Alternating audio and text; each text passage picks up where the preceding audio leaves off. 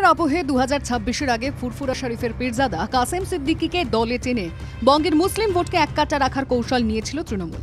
3 মাস যেতে না যেতেই শাসকের সামনে আরও এক চ্যালেঞ্জার। ভাই নওসাদের পাশে দাঁড়িয়ে ভোটের ময়দানে নামার ইঙ্গিত দিয়েছেন ফুরফুরার আর এক পীরজাদা আব্বাস সিদ্দিকী। শুরু হয়েছে হুঁশিয়ারি পাল্টা হুঁশিয়ারির পর্ব। জুলুমকে খতম করার জন্য নাবার প্রয়োজন হলে অবশ্যই আমি নামতে রাজি আছি। ও কোনোদিন দাঁড়াবে না, এটা একটা বাজার গরম করতে চাইছে।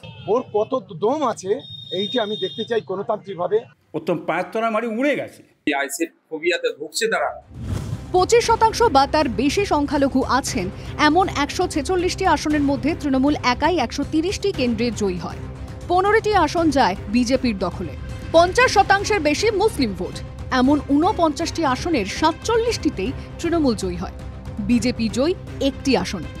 ভাঙড়ে জয়ী হন আইএসএফ প্রার্থী নওসাদ সিদ্দিকী। সেই থেকেই ভাঙড় তৃণমূলের মাথা ব্যথার কারণ। অধীরগড় মুর্শিদাবাদের সাগরদিঘিতে অপারেশন ঘাসফুল সফল হলেও ভাঙড়ের ভাষা বদলায়নি।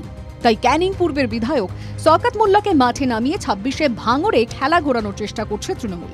তা নিয়ে এবার ফুরফুরার অন্দর থেকেই চ্যালেঞ্জের সুর।